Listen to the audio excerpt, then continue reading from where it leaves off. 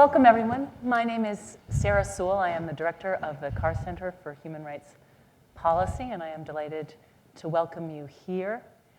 We come to have what I think is actually the Kennedy School's first discussion this year about a set of issues that have been on the headlines for a very long time in this country and indeed around the world. And one of the interesting things about our topic tonight is that on the narrow question of Guantanamo Bay, there's a whole lot of consensus. The President, the Secretary of State, 5 former Secretary of States, much of the Congress have all intimated and indeed gone on the public record that Guantanamo Bay as a facility should be shut down. But what the public debate hasn't captured, and what I would argue the internal debate hasn't yet fully resolved, and what in some ways the election may turn out to be about, is the question of, well, then what? So that's our topic tonight. And it's a long and in some ways sordid tale that has a bunch of different dimensions that I'd like to try to suggest we set aside or at least bracket in the beginning of our discussion so that we can get to some core questions. So our focus tonight and what I'll ask our participants tonight to speak about won't be concerned so much with questions of rendition or secret prisons or torture. Instead, we'll focus really on the disposition of captured individuals, on people who have been detained in the course of the war on terror. And then I'm sure that as we get into the question and answer period, we can expand our focus. The issue about what happens after Guantanamo, or Gitmo as it is affectionately or not so affectionately known, is more than just what do we do with these people, where do we put them, who administers the facilities, et cetera. It really raises a much broader set of questions about executive privilege and constitutionality and the law of armed conflict and human rights and national security and domestic and international politics. And it's really those issues that we'd like to focus on, at least in the beginning of our time together. We have a really complex and controversial set of issues that are very hard to keep abreast of because they change in many dimensions. And we're really fortunate to have this group of individuals to help us think through what happens after Guantanamo. I think what I'll do is say a few words about, no, you know what I'm going to do? I'm going to first start by setting up the issue just a wee bit with a little bit of humor, which I hope is not misplaced given the topic. And then I will introduce individually our speakers. I'll tell you a little bit about them. And then I will ask each of them a question, and then we'll open it up for questions from the audience. So I want to start with a feature from National Public Radio on April 8th, 2008. The top 10 signs you might not get a fair trial at Gitmo. Number 10, your lawyer's boss is the prosecutor. Number 9, your Arabic translator, who was hired by the prosecutor, doesn't speak your dialect. Number 8, 4 of the 5 judges in your case have never seen the inside of a law school. Number 7, 2 of your judges have just returned from heated battles in Afghanistan fighting a resurgent Taliban. Number 6, the President of the United States has publicly condemned you as a terrorist and enemy combatant, but the judges who report to this commander-in-chief advise you of your presumption of innocence. Number 5, your tribunal was last used more than 50 years ago when it resulted in summary executions without meaningful appeals. Number 4, the people who must appeal your conviction are the same people who prosecuted you. Number 3, when your lawyer asks the judge if he's ever read the Geneva Convention, the judge says no. Number 2, when your lawyer asks one of your judges, what's the jurisdiction of the court to hold your tribunal, the judge looks dumbstruck.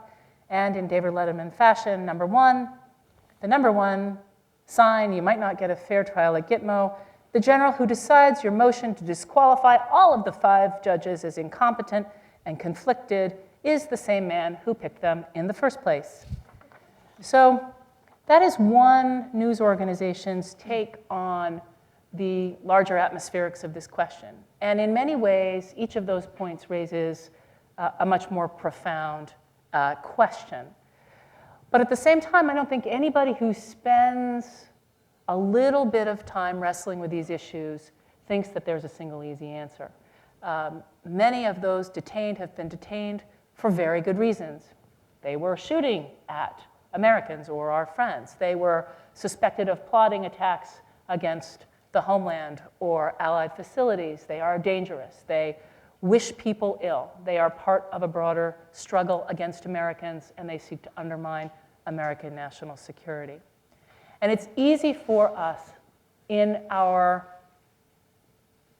educated way of seeking to balance rights and responsibilities to sometimes, in our outrage, lose sight of the underlying reasons for the existence of this problem. And similarly, I think it bears just noting at the outset that the scope of this problem is sometimes also neglected in the outrage. When you think about the fact that we have some 275 detainees at Gitmo today, we ought to just step back for a moment and think about the fact that there are 750 detainees in Afghanistan today and some 27,000 detainees in Iraq today. So there's a perspective issue that I just wanted to remind us of at the outset.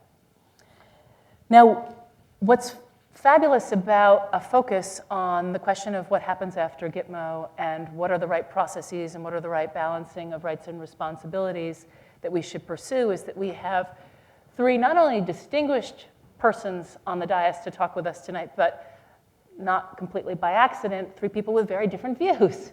And so we'll be really fortunate to listen to them present alternative answers to this question. And I want to thank Commander Solmesi very much for setting up this event.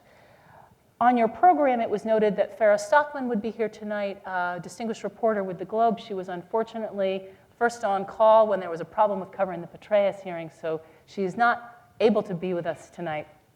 But I'm going to go ahead and I will introduce from my left going forward, although I will not necessarily ask them questions in that order. Immediately to my left, Lou Fisher is a specialist in constitutional law with the Law Library of the Library of Congress. And I have to confess to having idolized him from afar as a young congressional staffer, because for many years he was the CRS major guru on all issues legal and constitutional. And so for young whippersnappers like myself who were busy trying to produce legislation to reform the War Powers Act, he was the final arbiter of what was constitutional and good. And he is working on a book that will be forthcoming called The Constitution and 9/11, Recurring Threats to America's Freedoms. A provocative title. You have to read the book to understand which freedoms he's talking about. But Lou has an extraordinary record of incisive analysis on not just this question, but related questions, a long list of publications and books and textbooks. I won't read you his long litany, but it may be of interest for you to know that he's not purely from the academic side. In 1987, he was the research director for the House Iran-Contra Committee. And so we're very fortunate to have him with us today. To his left is Charles, but goes by Cully Stimpson. And Cully is currently at the Heritage Foundation at the Center for Legal and Judicial Studies. But before that, I think very relevant for our discussion tonight, he was the Deputy Assistant Secretary of Defense for Detainee Affairs, and he advised the Secretary of Defense on a whole range of issues and oversaw the implementation of the post-Abu Ghraib recommendations for addressing problems identified by the various commission surveys. He was appointed in December 2005. That was long after Abu Ghraib, and he was halfway through the implementation of those recommendations when he assumed office. He originally received his law degree from George Mason, but he's an accomplished trial lawyer tried more than 100 jury trials, 13 years as a criminal prosecutor, defense attorney, and law professor, assistant U.S. attorney for the District of Columbia, and a decorated military veteran. Now, he was called up, the reservist in the Navy, JAG lawyer in the Navy, called up in 2002 to be a defense counsel and joined in exercising his responsibilities with Charlie Swift. No small irony, since Charlie Swift successfully represented the Hamden case before the Supreme Court. To his left is, and I have to take a small bit of pride in his biography, a Carr Center Fellow for this year and a very valued member of the team, Commander Glenn Sulmacy, who is a judge advocate and an associate professor of law with the U.S. Coast Guard Academy. He spent last year as an adjunct faculty member at the Roger Williams University School of Law, and he was in that is where he is also an adjunct faculty member. 2003, 2004, he spent a year at the Naval War College as a professor of international law, and he has his law degree from the University of Baltimore Law School and an LLM from Bolt at UC Berkeley. So we have, if you will, a repository of institutional observation and critique and analysis. We have someone who has been in the field and then in the Pentagon halls executing US policy in this sensitive area. And we have someone who comes similarly from a military background, but from one step removed, despite his many deployments to different important areas, and with a little bit of seasoning through his affiliation with, among all places, the Carr Center, has developed his own perspective on these issues. So I want to begin our conversation by opening up the questions with Cully, because you were intimately involved with the aftermath of Abu Ghraib and the discussions that occurred over time over Guantanamo and the proceedings, and you watched this from the inside. Can you help us understand what this issue felt like, what you think the appropriate mix of responsibilities to security and responsibilities to freedoms is, and just share some of your perspectives on the question of the commissions and constitutionality? Happy to. Thanks for having me. Glenn, thanks for inviting me. I'm happy to see some friends in the audience, and I appreciate the invitation from the Carr Center. When I was recalled to active duty, I'd been a criminal defense attorney in the JAG Corps and a prosecutor in the JAG Corps. I was quite convinced, having been a local, state, and federal prosecutor, that our military justice system serves us well. We all have something to be proud of when our fellow citizens put on the uniform and serve on the trial side or the defense side.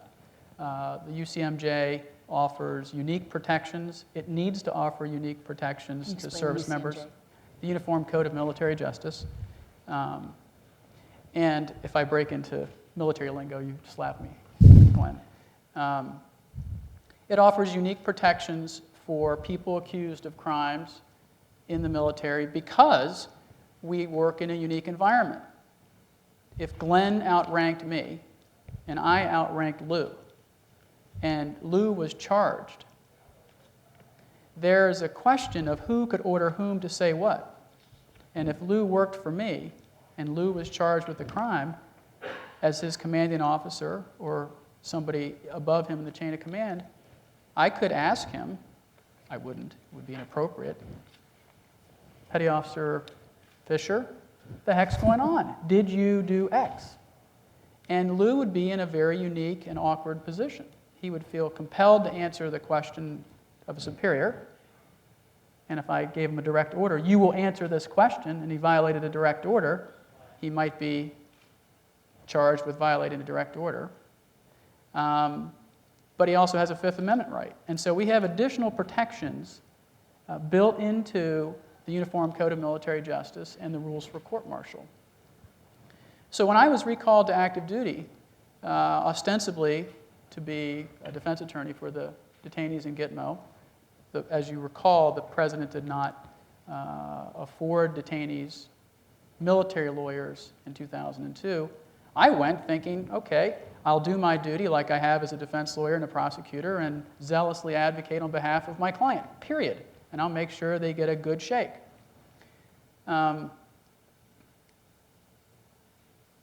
I did not end up being a defense attorney for the detainees.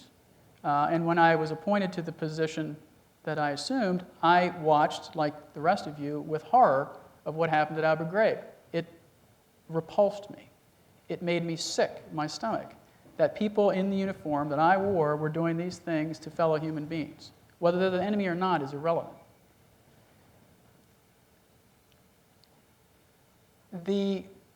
Historically, any president in the United States has had the ability to convene commissions, traditionally at the end of a war, to hold war criminals accountable for acts of war. Jack Goldsmith, who you all know is a professor of law here at the Harvard Law School, has written an interesting book called The Terror Presidency. If you haven't read it, you should read it. And he says, and I would associate myself with his remarks, that if the administration had gone to Congress early, perhaps in the fall of 2002, or the fall of 2001, or early in 2002, and said, look, as the commander-in-chief, we can try war criminals under commissions, but we're going to ask you to join with us and establish military commissions. Things may have changed. Things may have turned out differently than they did. But as you all know, the Supreme Court in the Hamdan versus Rumsfeld case in the summer of 2006 ruled that the president didn't have express authorization to set up these military commissions. We can debate whether or not that opinion is correct, but the bottom line was that soon after that, the administration, people in the Pentagon like me and others, people on the Hill, people in academia, human rights groups, everybody weighed in on the Military Commissions Act, which was essentially and eventually signed in the fall of 2006. If you look at the Military Commissions Act as it's presently constituted, it is virtually identical to the Uniform Code of Military Justice, with some glaring exceptions. Now, as a former Deputy Assistant Secretary of Defense, Sarah is unwise to speak about things that she discussed during executive branch policy making, and I'm not going to go into all of the recommendations I made with respect to whether or not I agree that the Military Commissions Act as it's constituted should be the way it is, but I'll go so far as to say it didn't turn out exactly the way I wanted it to. But if you look at rule by rule by rule, it does match up very closely to those rules which we use against our own soldiers and sailors and airmen and Marines and, yes, even Coast Guardsmen. Now, a lot of people don't think that the commissions are not going to survive this administration, and they applaud that, and they're delighted to hear that. But there needs to be some vehicle to hold accountable the Khalid Sheikh Mohammeds and the Ramzi bin al-Shibs and the rest of those who essentially committed horrible war crimes. If the Military Commissions Act, as it's presently written, is applied in the same way we would apply the rules under the rules for court-martial and the UCMJ, it may survive this administration, but I don't think it will. I think that the alternative will be either an Article III standard federal court proceeding, which I know Lou endorses wholeheartedly. It may be a terror court or a national security court, as you've heard it called, that may survive, which I know Glenn supports. But I think we can say with absolute certainty that the Military Commissions Act very likely won't survive this administration. And we can equally say that there will be some kind of process, and it better be fair. We better make sure those defendants who are presumed innocent have the best representation on the defense and the best we have to offer on the prosecution, so that if there are convictions, we can say as a country, we had the best against the best and let the chips fall where they may. Great. Thank you so much. So what about it, Lou? UCMJ, virtually all of its provisions in the Military Commissions Act, is that true? Tell us a little bit about those glaring exceptions and the principles that they engage. And if the Military Commissions Act will not survive, as was suggested, then what ought to replace them for dealing with these detainees?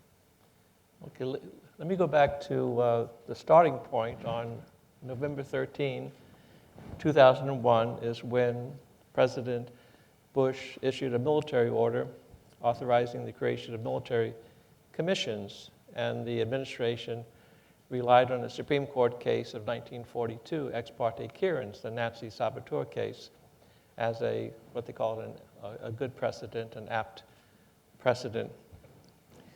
That got me interested because in graduate school I had read the Kieran case and I didn't think too much of it. I went back and read it again. I read a couple of articles about it and thought a lot less. And then I started to look into it, and I did a book in 2003 called The Nazi Saboteur Case. So it's not a really good precedent at all.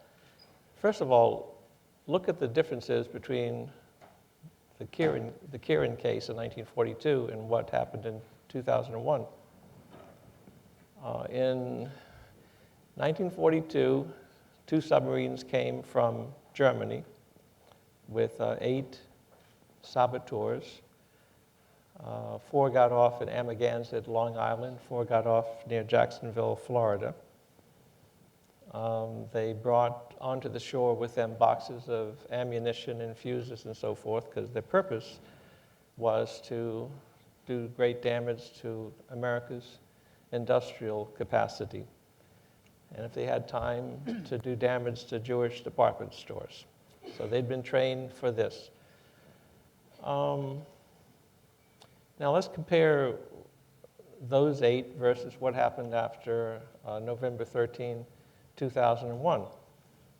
I'm talking about 8 people who were identified by President Roosevelt in his military order and in his proclamation. And if you look at the military order and proclamation of Roosevelt and compare it with George W. Bush, a lot of similarities. Obviously, they're pulling on that. But Roosevelt identified 8 defendants by name, whereas President George W. Bush applied military commissions to anyone who gave assistance to Al-Qaeda, non-citizens. But non-citizens in the United States who were in jeopardy, you're talking about 18 million people in the United States. Now you can say, well, only those who gave help to Al-Qaeda, but if under your Muslim religion you give, as you should, money for charities, and if you gave money to an organization that the federal government says is actually a terrorist organization giving help to Al-Qaeda, you're in trouble. So there's a huge difference between the 8 identified in 1942 and the 18 million in jeopardy in 2001. The 8 in 1942 were charged. There are 4 charges against them. You have to, if you're going to prosecute someone, you have to say what it is for. So 1, 2, 3, 4. Whereas the detainees in Guantanamo were not charged. They were called enemy combatant, whatever you want to call it, but they were not charged. In fact, how they got there is anyone's guess. Some of them, as mentioned, some of them may have been terrorists. Some of them may have been picked up for basically bounty policy. You could give the Northern Alliance $5,000 or $20,000 of Pakistanis, a certain amount of money, if they would say that's a Taliban, that's an Al-Qaeda. So you don't know why these people are in Guantanamo, but you know why the people were picked up. The 8, you had the submarines, you had the ammunition, you had the evidence. Evidence in Guantanamo is much more hazy. So not only were the 8 named and charged, and there was evidence, but they had a trial. It was a military trial. They tried to go into civil court for habeas protection, wasn't successful. Whereas if you look at the people in Guantanamo, they're not charged. There's no particular evidence. Whatever evidence might be used against them, they might not have access to. Even their attorney might not have access to it because it's classified. And there's no trial now. Now you have 6 trials going on now in Guantanamo, but that's after 6 years. One of the advantages given in November 13, 2001 is why we have to have military tribunals, because it'd be rapid, it'd be swift. Well, almost 7 years later, we haven't gone very, very far. The Roosevelt administration went through this process. As I said, the 8 tried to go to the Supreme Court unsuccessfully. And the Supreme Court upheld the jurisdiction of the tribunal. Within a very few days after that, 6 of the 8 Germans were electrocuted. But the Supreme Court didn't hand down a decision. It handed down what's called a per curiam. It's just a one-pager saying that the military commission has jurisdiction. And we'll get down our opinion later on why that's so, the legal reasoning. But it took 3 months to cough that up. Meanwhile, 6 had been electrocuted. That's a very hard thing to do, is to now you're doing your legal reasoning, knowing that 6 were electrocuted and you might not have good legal reasoning, which there were not very good legal reasoning. So within a year and a half, another submarine came from Germany, got off at Maine. The 2 got down to Boston, got down to New York City, were picked up. And suddenly the Roosevelt administration is going to do exactly the same thing all over again. Only Secretary of War Stimson stepped in and says, nope, you're not going to do this. You're not going to take my Judge Advocate General and have him be a co-prosecutor. He should be at the end of the line. And he fought it, and he took it away from Roosevelt. Now, on your top 10, it rings very similar to what happened in 1942, because you have a president who authorizes the tribunal. You have a president who names the 7 generals, all subordinate to him.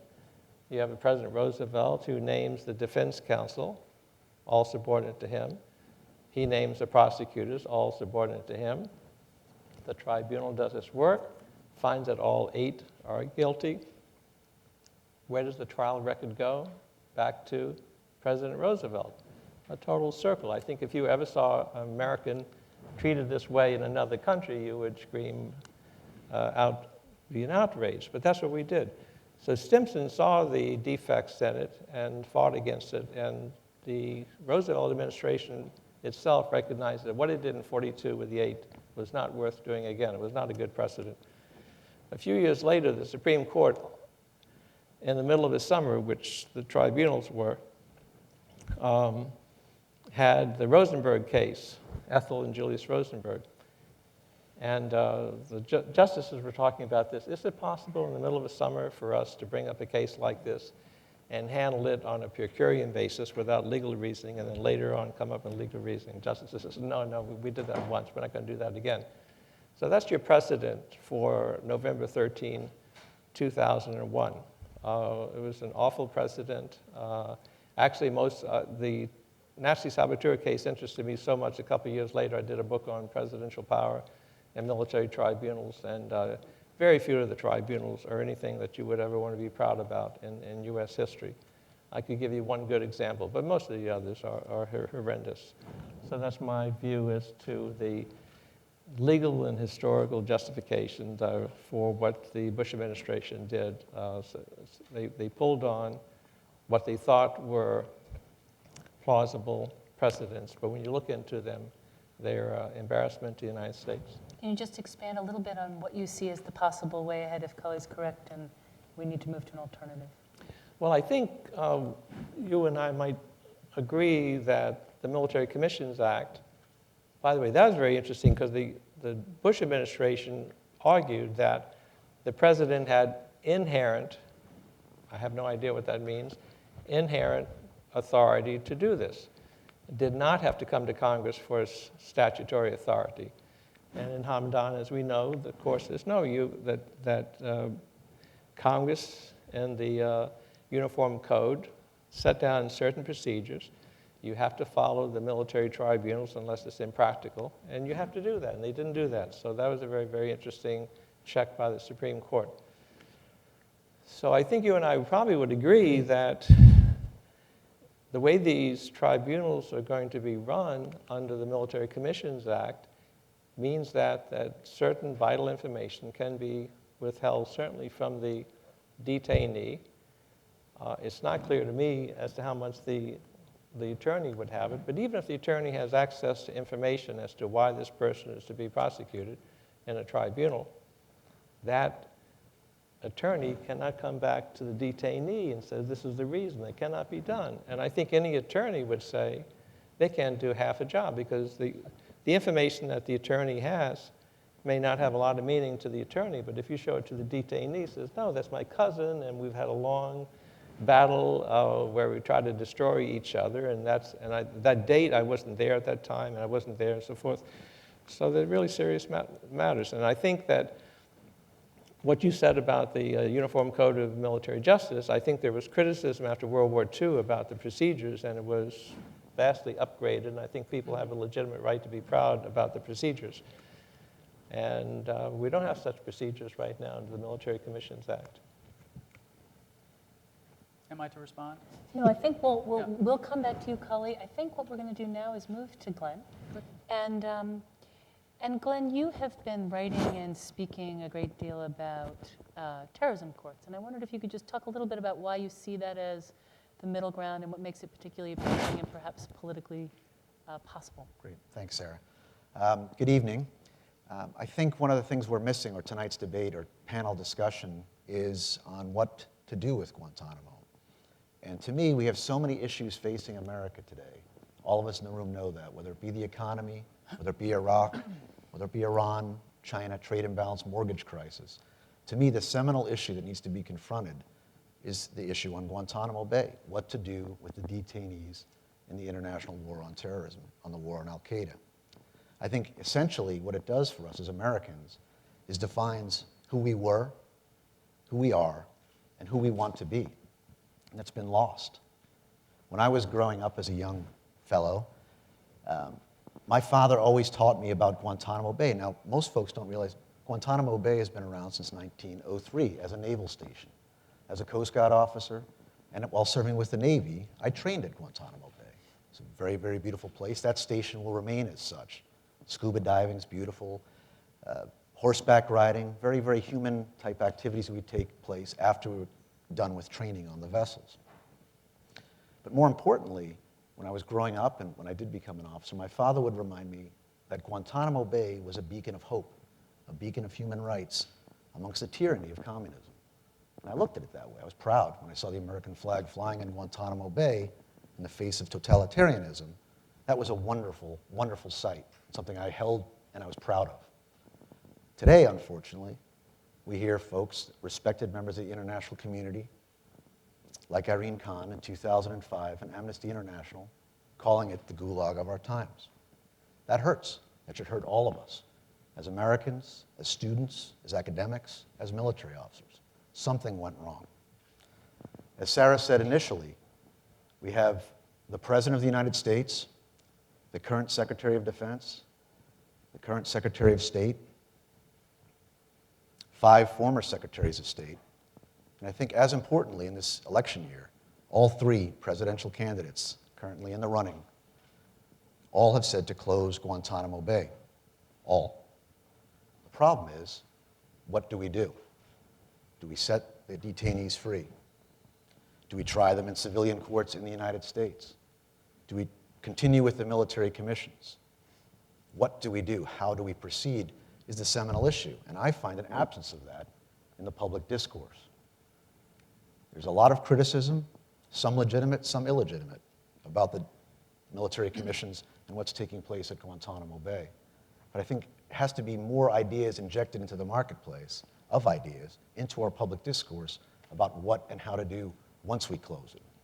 And that goes not just for the presidential candidates, obviously, but for our distinguished members of Congress to be thinking about these ideas and ways to move this debate forward. Because it's critically important to us to continue to resurrect ourselves, if you will, as the lead promoter of human rights internationally. People look to us for leadership, not just in the war on international terror, but for trade, but for finance, but for leadership against totalitarian regimes, negotiations. They're looking for us to lead once again. And a great way to signal that change is by us doing something that's effective. Now, I don't know if I have the right idea, but I certainly believe a certain way, as Professor Sewell alluded to, as well as Cully, that to me, we're fighting right now a unique situation. We're fighting an enemy that's unique in the world's history. It's really a hybrid warrior, kind of a mix of an international criminal and a soldier. It's a mixture. The war itself is a mixture, as we know. It's not traditional tank movements. It's not aircraft bombardment. Predominantly, it's using intelligence gathering. It's 1 cell, 4 cells, 10 cells, spread across 50 nation states. No one nation to fight against, and no one nation to negotiate with. An enemy who hasn't been able to sign the Geneva Conventions, didn't have the authority to, wasn't around, didn't exist at the time of the drafting. So how do we move this forward, and how do we move this debate along with a hybrid warrior in a hybrid court? It seems, in a hybrid war, it seems logical that we would have a hybrid court, a mixture of both the military commissions and our own Article III courts here in the domestic United States. I can go into more detail about what those would entail, but essentially, closing Guantanamo would require us, prior to doing that, statutorily create terrorist courts, like the bankruptcy courts, like the immigration courts. This is a niche area of the law of armed conflict. And to have courts within the United States on military bases, in the military brigs they would be held, but not for preventative detention purposes, not for the entire extended period of hostilities, not for the long war, not for 25 years or generational war, but to try them.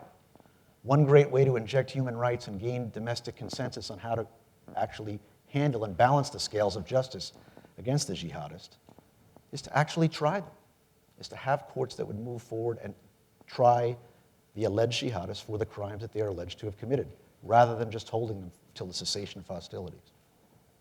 The distinctions would be, the court would be run by the Department of Justice. And a lot of this can come down to perceptions.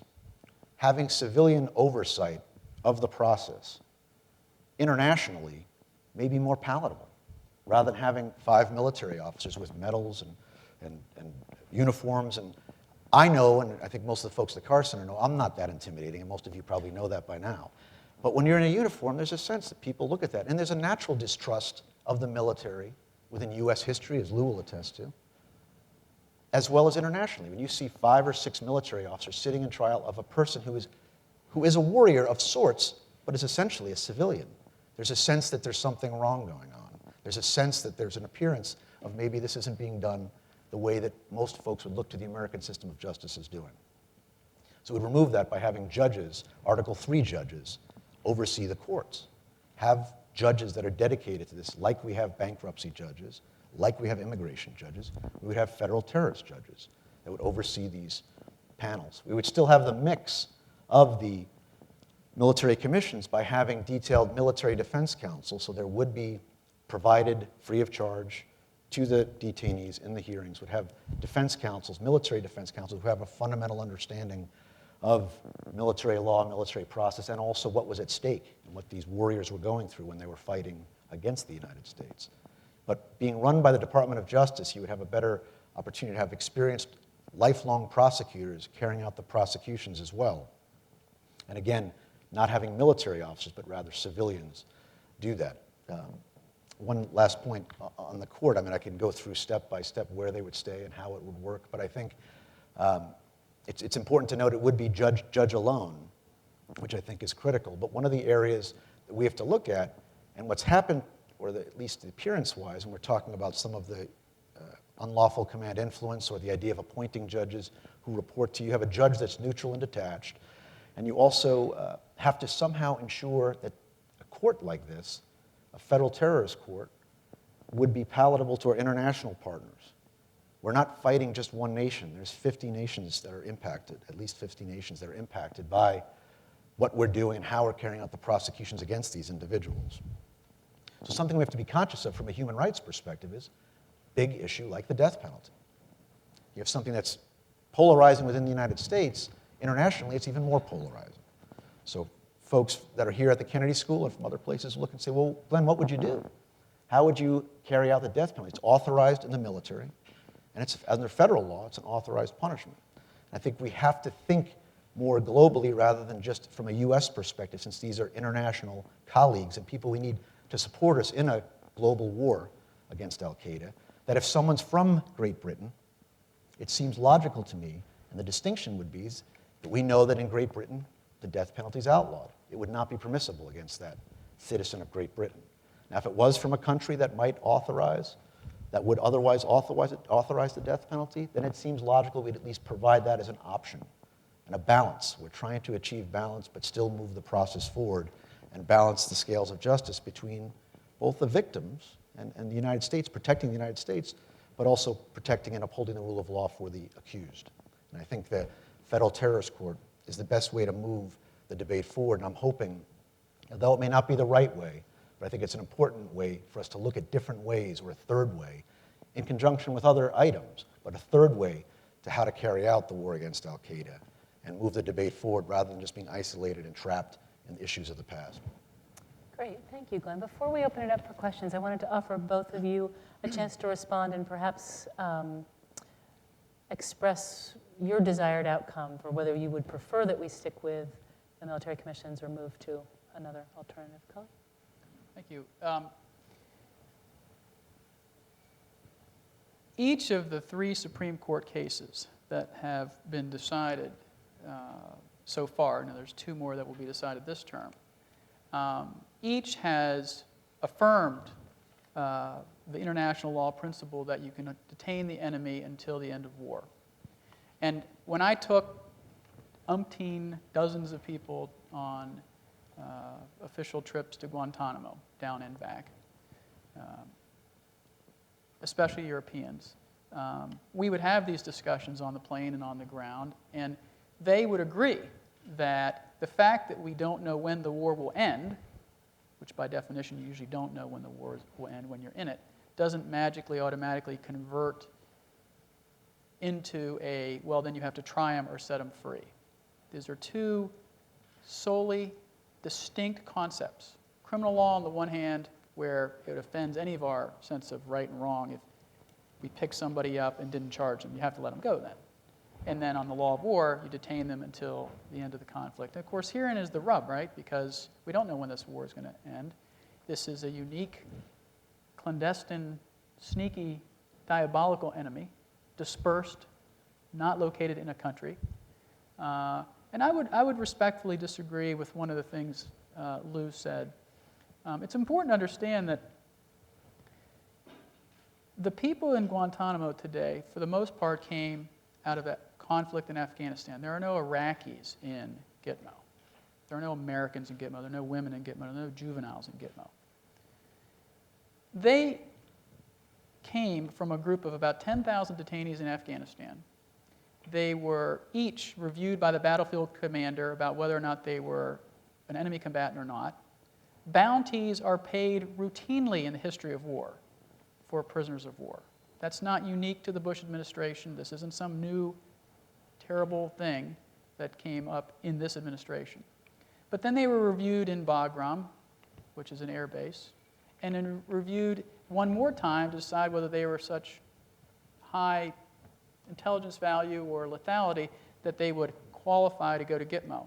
Then they went to Gitmo, and about 780 went to Guantanamo the first and second week of January 2002, and the number has steadily declined, and now we're at 275. In fact, within weeks of getting that first 780 detainees, they were releasing detainees back home because intelligence is not a science, it's not a math equation. You don't know when the person's not telling us who they are, we don't have their DNA, we only have fragments of intelligence. Their home country intelligence services and law enforcement services are coming to Guantanamo like they have over the years, and they can't figure out who they are.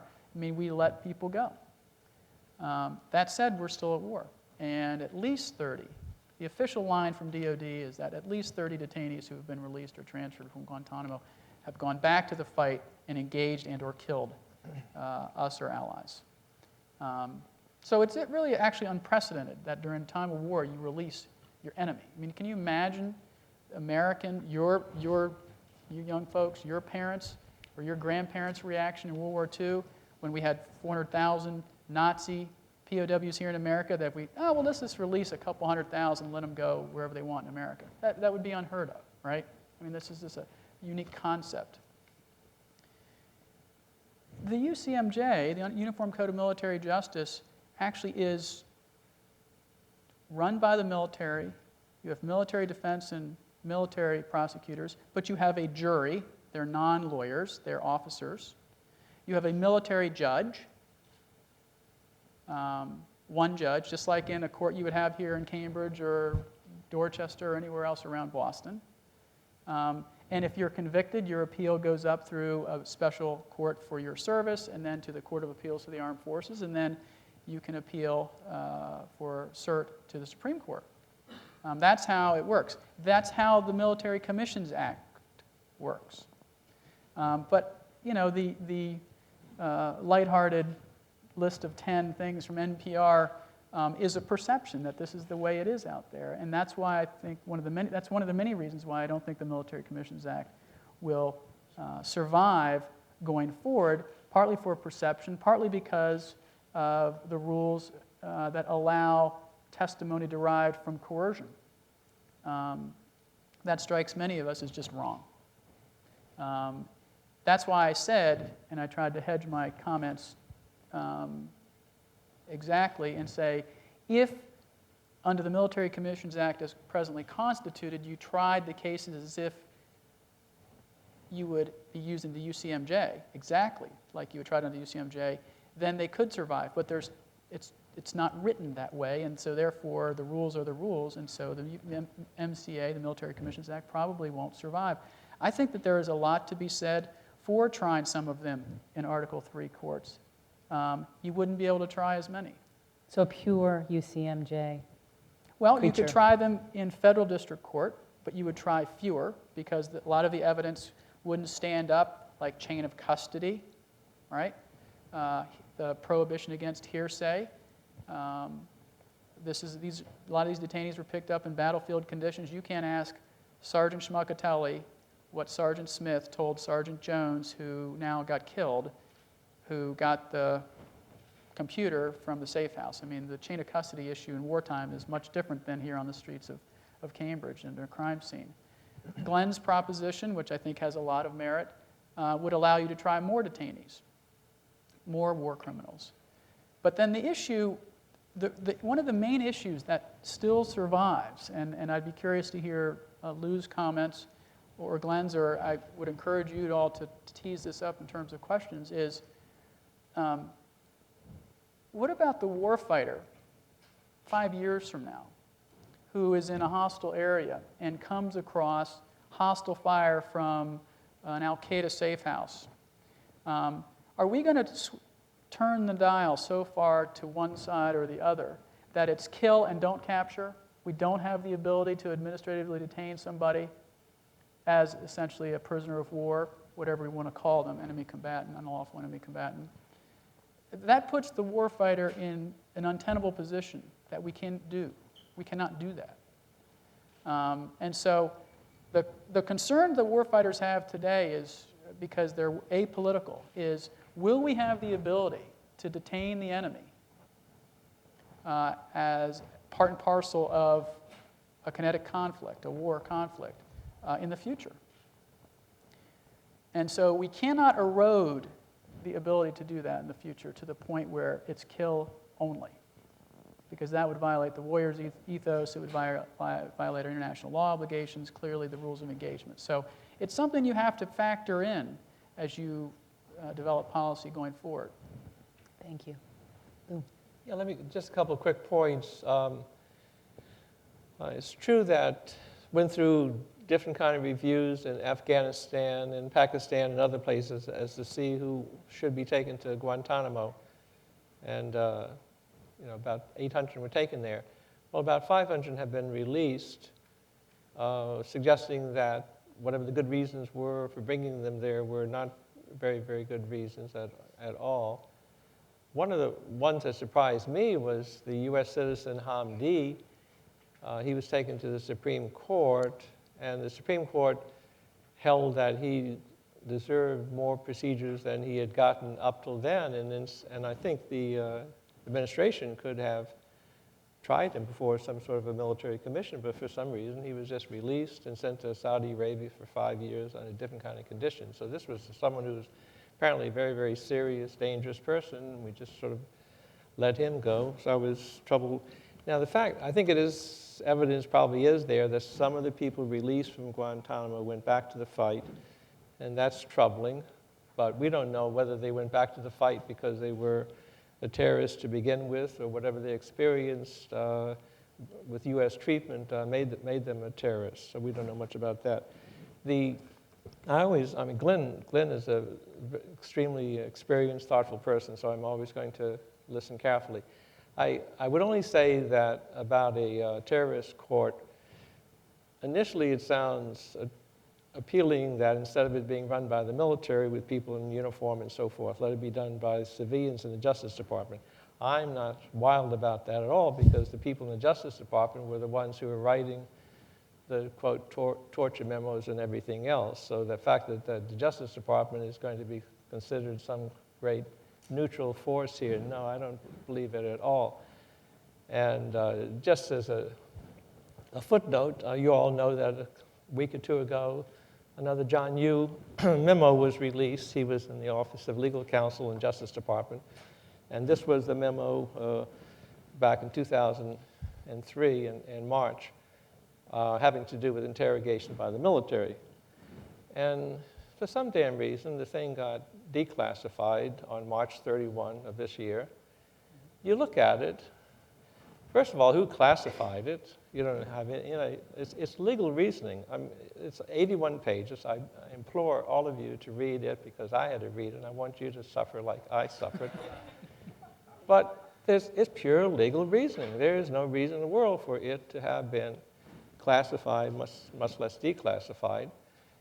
And it's declassified in the Pentagon, so I guess maybe they classified it. And you have no evidence on the document as to who classified in the first place or for what reason. So no, do I have great confidence in the Justice Department? I say no, and I don't mean no because of John Yoo. The fact is, John Yoo picked up a big presidency model of inherent power in Article 2 and all the rest that had been there long before he ever got there and will be there long after he's gone. And if you want some evidence of that, just read another March 31 document of this year, done by Attorney General Mukasey, objecting to the current state secrets bill in the Senate. And it's everything there. It's everything that John Yoo ever talked about: inherent power, Article 2 power, commander-in-chief, everything else. So, no, no, it's unfortunate. I mean, Justice Department should be the place where justice is done, blah, blah, blah. But do I have any confidence that they could run a terrorist court? I don't. So just to spell this out, Dr. Fisher, your recommendation for after Guantanamo is? I normally would be comfortable with a military court. I think they have a lot of credibility, and for all the reasons you gave. But the people who go into court-martial go in with a presumption of innocence, and there's a burden on the military court and their procedures. Unfortunately, with the people in Guantanamo, the detainees, there's no presumption at all. I mean, President Bush and Secretary Rumsfeld and everyone else looked at these people in Guantanamo and said, this is the worst of the worst and the baddest of the baddest. I mean, you can't have a trial that way. So I think some possibly could be done. We've done some in civil court, Reed and others in civil court, and the salary and so forth. It's a model. I don't know, as Glenn knows exactly what a terrorist court would be. I'm afraid that it would be a court where you have basically second-class rights and second-class everything. And maybe if depending on how it's written up, there'd be more credibility to it. But no, we have to think about this. Great. Well, thank you all very much for a wonderfully educating set of remarks. I'd like to open it up for questions. So if you have a question, please just step to the microphone and please direct it. Please identify yourself and please direct it to a specific person if you can. Go ahead. Sure. My name is Trevor Baker, and I'm a sophomore at the college. I sort of have two linked questions. One for Mr. Simpson and the commander. I'm sort of wondering how, I mean, you cited in talking about a special court, you talked about, I guess, bankruptcy court and immigration court as sort of models. But it seems like those would be dealing with sort of lesser offenses and sort of, I could be wrong because I'm not a legal scholar or a student even of law, but they're made right to expedite the process. They're officials who deal with those courts are sort of familiar with that kind of law and that kind of case, and it makes them move more efficiently, as opposed to a smaller number of cases we're dealing with. So why would you suggest that? And either of you can talk about why a procedure apart from civilian would work best. And then for Dr. Fisher, I'm curious if you could talk about how some of these concerns they're raising about secrecy and the chain of command or command structure, being able to talk about evidence, how a civilian court can accommodate those, if at all, and what kinds of cases would end up going there. Thanks. Okay, first, I appreciate the question. That was great. And I think that I certainly didn't mean to minimize the importance of terrorism and what the alleged international terrorist represents and try to equate that to bankruptcy court or immigration. But it was what you said, exactly, that there would be, because those are niche areas of the law, you have specialized judges that are equipped to handle those cases. And again, rapidity and moving quickly the cases through. And one of the areas, it gives me a chance just to comment, there's really the two ways or three ways to look at it. And I usually say two ways: the civilian courts, the Article III courts in the United States, or the military commissions. And tonight we're talking a little bit about the UCMJ. And I think one of the items we want to do, while the debate moves forward in the United States, is not cast fingers at one another and say one person's a war criminal, the other person's unpatriotic.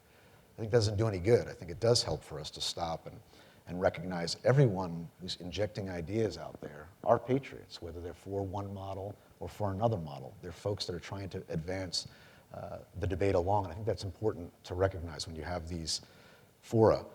But with the law enforcement model, we're looking at it from a law enforcement perspective and bringing it to civilian courts.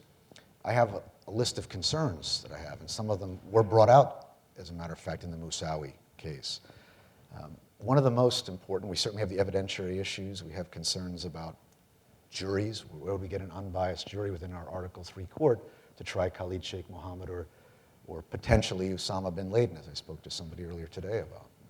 Where would we find an unbiased jury for that sort of a thing? Similarly, with the UCMJ, we do have jury trials, member trials, but those trials are by trials of your peers. Where would we possibly get trials of our peers for alleged international terrorists? Bring them in from the field or bring them from the camps? It would be kind of ludicrous. But with the civilian court specifically, one of the areas that we would have to have some reduction of the traditional constitutional protections. We would, because if we have something captured at a laptop computer in Yemen and it's brought back as being evidence in a terrorist court, you wouldn't have necessarily, if it was captured by soldiers, you wouldn't necessarily have the search warrant, the Fourth Amendment, the exclusionary rule, all those normal traditional applications. So if we went to a civilian court, certainly they would be acquitted as one side, because we wouldn't be able to introduce them into evidence and therefore the conviction would be impossible. But I think on the flip side is, if we brought them into the civilian courts, we might have to reduce some of these protections in our standard traditional way of looking at justice in the United States. That those constitutional protections that we hold dear, I think everybody in this room and certainly on this panel holds dear, you'd have to reduce those potentially. You would have to say, well, maybe the exclusionary can't apply. That's a dangerous, dangerous path. It kind of turns this upside down on its head. That potentially, if you're bringing it to a civilian court, either you would acquit immediately because you didn't have the evidence to admit, or you would start taking away what we hold dear, the Constitution. And what could happen worse is that if you do relax some of those standards, that for drug trials, I was in the war on drugs, right, fighting the war on drugs, suddenly that's a national crisis as well, like terrorism. And our civilian courts now, maybe a judge says, well, maybe the country's mood starts saying, well, it's okay if we relax the standards for terrorists, then gosh, we could relax the standards for drug cases. That's dangerous. And a way to remove that is to have this, as a good question asked a moment ago, is to have a specified court that would be understood to be for those purposes. 3 things you have to have in national security cases, and this is regardless of fora. UCMJ, Article 3, federal trials, or a national security court. You have to focus on, and I think under the Military Commissions Act, most of the rest of it was virtually identical to the UCMJ, which is virtually identical to the rules, the military rules of evidence, or essentially are the rules of evidence, the federal rules of evidence, are classified evidence. So you look at Federal Rule of Evidence 505 or Military Rule of Evidence 505 under the Classified Information Protection Act, CIPA. Hearsay, and whether or not you're going to relax the prohibition against allowing hearsay, and then whether or not you're going to allow, as a matter of policy, statements adduced by coercion or worse. And I think we've dealt with this in our own law here in the United States, haven't we, in terms of statements? We have a Fifth Amendment right not to testify against ourselves. We have Miranda, which is a prophylactic. If this officer captures this person on the streets here in Boston and wants to know where the other co-criminal is, co-defendant is, and he won't tell him, and he beats him up, and he gets the information from him, well, clearly, you as the prosecutor aren't going to be, number one, allowed to put that in, but it's going to offend your sense of right and wrong, and you're going to report him to his senior. Now, the way we've resolved in this country is if this guy says something incriminatory, something that implicates himself in that context, you can't put it in your case in chief. It was taken in violation of his rights. It's verboten. It doesn't come in.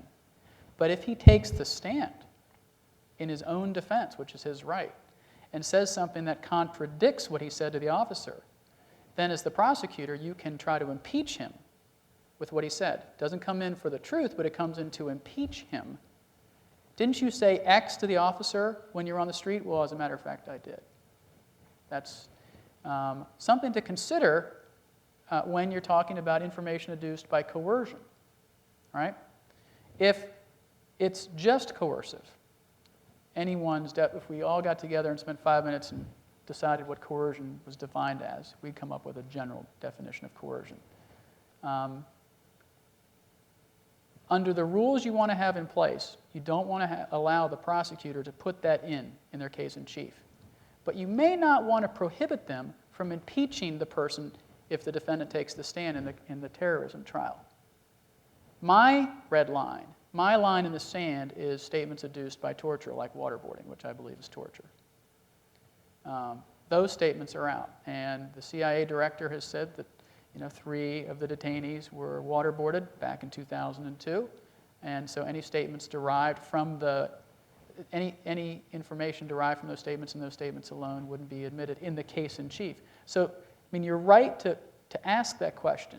And when you really focus it down, you want to have presumption against innocence. You want to have the right to remain silent. You want to have the best and free defense counsel. You want to have all these rights that we enjoy as Americans in these, whatever kind of fora court you want to call it. UCMJ, those rights are enshrined. Article 3 courts, those rights are enshrined. And clearly in your hybrid terrorist court, which I think has a lot of merit, you would want to enshrine those rights. But the 3 big public policy debates will focus on those 3 things. And that's what we really fought about, and that is a correct word. We fought about it in the creation of the Military Commissions Act. Question about civilian courts, can they handle secret documents? The Justice Department will cite this 1948 case, Waterman, where the court said, oh my heavens, this has to do with national security and foreign affairs, we have no competence. Well, that was not even true in 1948, but it's certainly not true ever since, because As mentioned, we have a Classified Information Procedure Act where federal judges have access, and this is a criminal case, and certainly you cannot prosecute someone for criminal actions by saying, the reason we're doing it, we have a good reason, but we can't show it to you. I mean, you either show it to them or you drop the charges. You can't do that. And also in 1974, with the Freedom of Information Act, the federal court said, oh my heavens, we can't look at anything classified, and Congress passed a statute. Yes, you can. We're authorizing you. So things have changed a lot.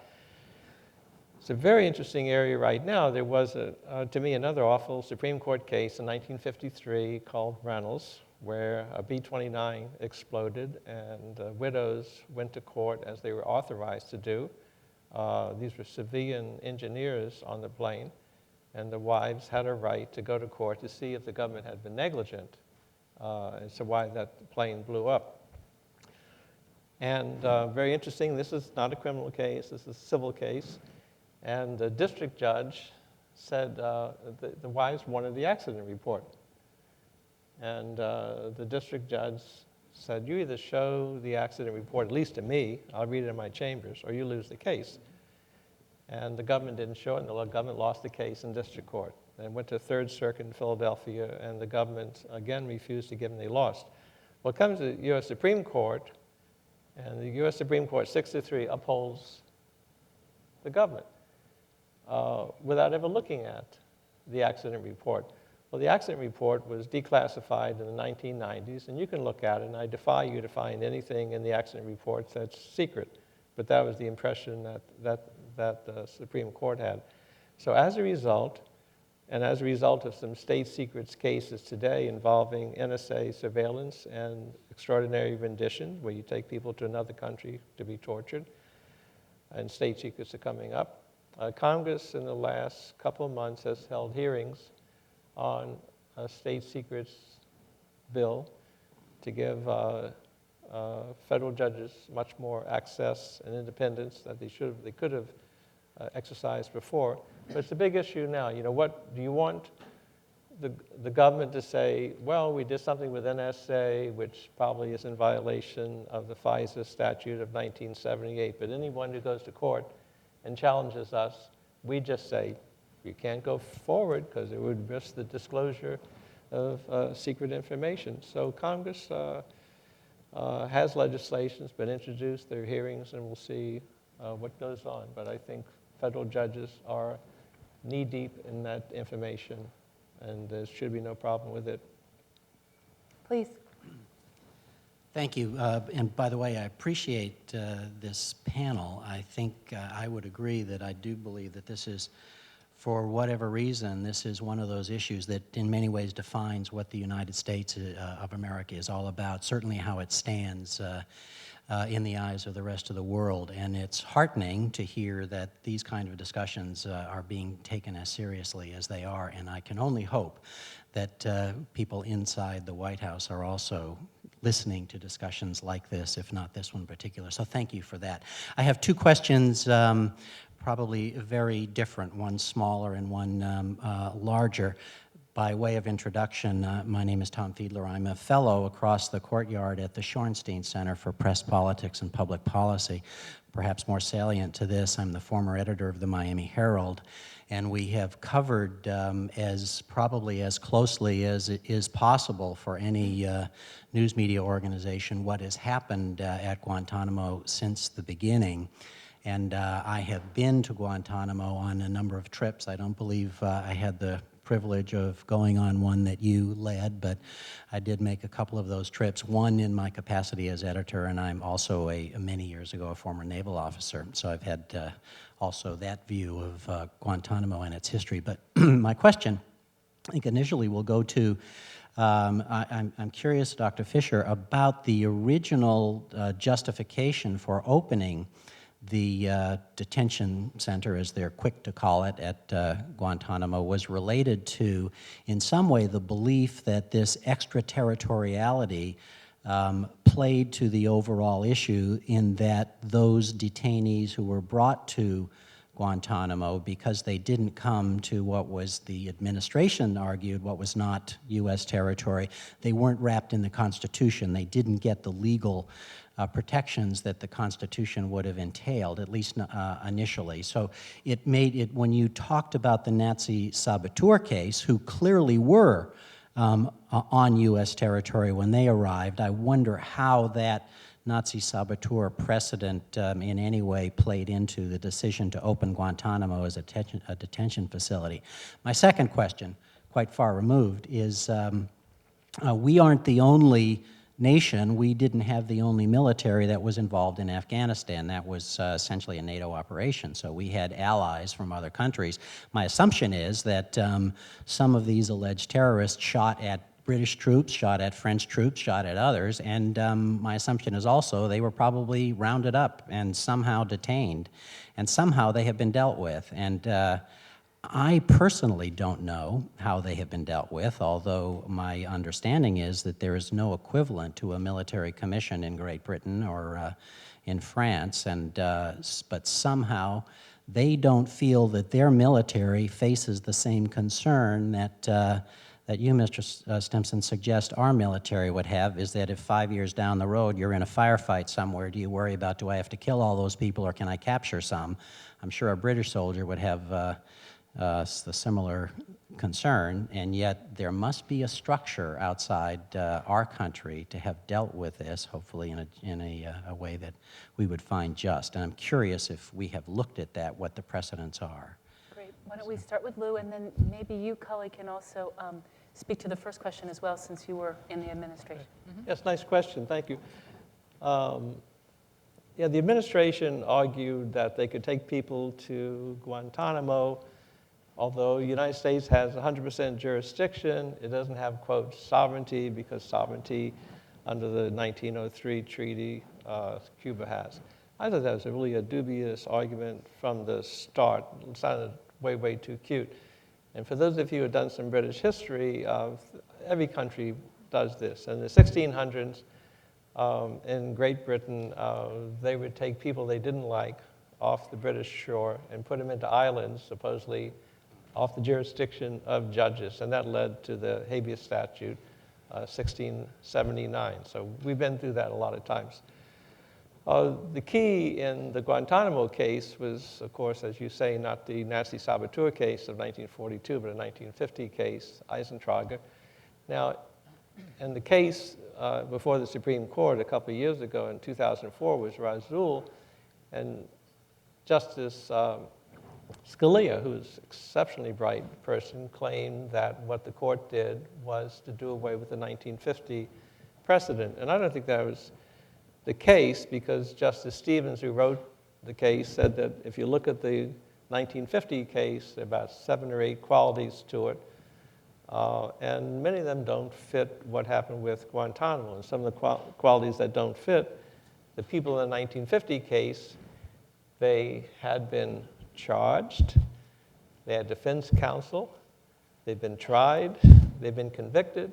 I mean, none of that had anything to do with what was going on in Guantanamo. So I think that's why the court held as it did in Razul, and I'm sure my 2 colleagues here have things they'd like to say on that as well. Glenn, you want to start off? In terms of what you said, it's fine. I just think it is, I think there was a sense with Eisentrager was the key case for the location, as distinct from the implementation of the military commissions was ex parte queering. But I do think that there's a sense for many people, certainly in the legal community, that recent Supreme Court jurisprudence has overruled Eisentrager as precedent.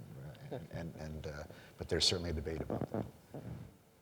I'm a little constrained with the first question, only because I've seen the memos debating and laying out the various arguments about where to take detainees out of the theater of battle. And I'm sure you can appreciate that I can't, violate my obligation to keep executive branch communications private, no matter which administration you're in. But step back for a second, and let me provide a little historical perspective on this. It was the battlefield commanders, the senior general in charge in Afghanistan, who cried the loudest about getting the detainees out of his hair because we didn't have the facilities, certainly to hold 10,000 detainees, because they were coming in masses, in conditions that he would consider, that any military officer like me or Glenn or anyone else who's worn the uniform, consistent with our obligations to treat POWs well, regardless of what they are, whether they're fighting for a country or whether they're a Taliban or Al-Qaeda fighter. They're human beings, and so military officers' first obligation is, and it's really a weird thing you have to do. You put these people in uniform, you send them to battle, the enemy shoots at them and tries to kill them, and then if you capture them, you tell them, stop being a killer and be humane and take good care of them and give them good food. Isn't that an odd concept? But that's what our military does. And it was the commanding general in Iraq saying, in Afghanistan saying, I got to get these guys out of here, and I certainly don't have the ability to interrogate the high-value guys, and I know we have some high-value guys. And so it was that started the ball rolling to say, well, there's no prohibition about taking people from the battlefield to somewhere else in the country. And in fact, there's no prohibition from taking them from the battlefield, speeding them to the rear, and actually moving them to another place, another country. And so it was sort of a pragmatic thing that started the ball rolling about, well, where should we, we don't know how long this war is going to last. We don't know how many detainees we're going to have. We don't know whether we're going to get Osama bin Laden or who we're going to get. So that was part of the mix in deciding whether or not we were going to. But one thing that was ruled out was we don't bring them to the continental United States. Correct. I gather that decision was made and for what they thought was a legal reason. Is that correct? I didn't hear the last part of your question. I imagine the underlying assumption for the decision that we will not bring them to the United States was because they at least thought there was some facade of a legal reason for that. There were no facilities in Guantanamo Bay to hold these detainees either. They had to build them after they got there. Let's make sure we're factual. And I appreciate the work that your paper and, in fact, your reporter Carol Rosenberg has done. I think she has more frequent flyer miles to Gitmo than any reporter in the world. In the 90s, during the Haitian boat crisis, as you know, having been in Miami, but a lot of these folks may not know this, we had over 75,000 or so migrants in Guantanamo. We actually built a tent city for them on the golf course. And in any city of 75,000, you're going to have some bad eggs, and there were some criminals. And so we built a criminal jail. And in military lingo, A, you say alpha, B, you say bravo, and X, you say X-ray. And they put an X on the map, and that's where they put this Camp X-ray, which is a chicken wire rudimentary jail. Camp X-ray was overgrown with weeds, but it still existed. It was a facility. Naval Station Guantanamo was still up and running, although in mothball status right before 9/11. And so that facility was available for the detainees when they got there. And as the world has seen, it wasn't an optimal facility. It was open a mere 4 months while they built the new camps. And now the detainees in Guantanamo, or the two main facilities, are in jails modeled exactly after a jail in Indiana and Michigan, and so they're in state-of-the-art facilities. The issue going forward, I think, that must be resolved, and I think Ben Wittes at the Brookings Institute writes about this very eloquently, is this. You have to solve the legal framework and administrative detention issue about what you're going to do with these people before you decide to turn off the light and close Gitmo. Because he argues, and I think he makes a really good point, that until you resolve that, if you bring them to the United States, which most people, reasonable people, know that Gitmo's days are numbered as a detention mission, and you don't resolve the legal framework issue, then the second they land here in the United States, they're going to enjoy constitutional habeas, and it's going to set off more of a lawyer full employment act. And it's going to create all sorts of unintended consequences. It also will probably increase the threat condition here in the United States. whether you put them in Charleston or Leavenworth or whatever brig facility you want to put them in. But the other is, and Ben Witte talks about this quite eloquently, and I think there's some merit in this argument, is that traditionally habeas corpus has been applied at the end of a criminal proceeding, at the tail end after all the processes have run their course. So if that officer back there arrests one of you for being unruly tonight, and you get charged and you get prosecuted and you get convicted and you appeal and your appeal is upheld, eventually at the end of it you may be able to file habeas. And his argument is that because of the law-free zone that some people have called it, that Gitmo is, the defense lawyers have put habeas in the front to try to spring their clients from unlawful detention. And look, as a criminal defense attorney, you have an obligation to be zealous and do everything under the law you can for your clients, and if I was them, I'd do the same thing. But until you resolve the legal framework issue, whether it's President Obama or President Clinton or President McCain, they will all, each, have to grasp that and deal with that, especially when they see the classified evidence of who these folks really are. Terrific. I'm going to ask the other panel members for closing comments, and then we will need to close, unfortunately. Glenn, why don't you go first? Great. Okay. Thanks again for the opportunity. I just want to reiterate that the idea really tonight, and I think we've heard some great ideas and appreciate Professor Sewell putting this together, is the idea of what to do. I don't think there's anyone in the room, I think there's nobody in the room, that would say that we should keep the current military commission process as it is moving forward for time perpetuity. There has to be some sense of closing the military commission process and moving forward. And I think if we stop and look at the different avenues we're hearing tonight, it again adds credence to what I've tried to articulate, is that what we're fighting, and this is an ongoing armed conflict, and I have to view it from that perspective, that is some sort of a unique armed conflict, but one that's a hybrid war, where you have now folks that we're detaining that are hybrid warriors, that it begs to have a hybrid court, some sort of a federal terrorism court that would best be able to properly balance those scales of justice.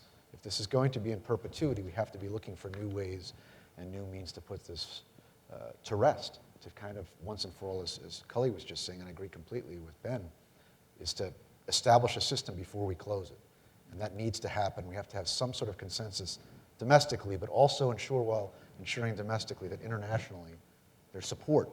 And one of the key items, and it won't be long, is that when we do create something like this, a terrorist court, and there's obviously weaknesses, as Lou will remind me later and for a few weeks afterwards, I'm certain, to the idea that when you're looking at creating something like this, I think the United States benefits tremendously from reminding itself of what its role is in the world, and that we do inject a human rights component into how we create these courts. It can't be just done in a vacuum. It has to be done with that sort of focus and consciousness of how we're viewed. And if it's not done that way, it'll fail. But if it's done, which I think most of Congress is willing to at least begin the process, but it has to be kicked off in some fashion. But once we do it, that the executive and legislative branches, the people's branches, have to be able to work together with that mindset of creating something that's helpful, balancing the scales, but also something that's respected from a human rights perspective. Dr. Fisher, can we do it? Can we do? Can we do it? Can we meet Glenn's challenge? We can do anything we want to in this country. Let me say that I appreciate the comment here, which is a very good one. How do we train soldiers to kill and at the same time not to be abusive? I mean, that's really a tough mix for us. And I would only say about that, in terms of the values we have, in the Revolutionary War, when General George Washington learned that the British were being abusive to American soldiers, and he was urged to, let's treat them like they treated us. And he said, no, they were basically fighting a guerrilla war here, and you have to have support from your community and your public. And he said, we're not going to imitate the British. And out of all the military tribunals we've had, the only one I found attractive and justified was when General Winfield Scott was asked to go out of the country for the first time to Mexico. And he was worried that he had a lot of raw recruits who were going to do stupid things in Mexico and rape and pillage and rob. And he set up tribunals to build credibility for the Mexicans, because he knew from military history that when Napoleon went into Spain, one of the things that the French soldiers did was cut off the ears of Spaniards, and you suddenly have a guerrilla war going on. So you have a military tribunal, not to be abusive toward the enemy, but to have a place that has credibility and neutrality, and whoever makes a mistake, whether you're Mexican or the United States, you'll be brought to justice. And I was very encouraged, I think the last year, when there were reports that in Iraq, American soldiers were saying that if they saw abuse by their own colleagues, they would not say anything. And General Petraeus, to his credit, reminded him, you have an obligation to do that. And that's not the kind of war we're fighting here, or that we could even be successful with if we behave that way. And General Petraeus would say that's a key to winning any counterinsurgency. And I think you've just made the case for why, in a conflict that the president has characterized as a war of ideas, this idea of freedom and due process is so very important. I want to thank all of our panelists very much for being with us. Please join me in a round of applause. Thank you.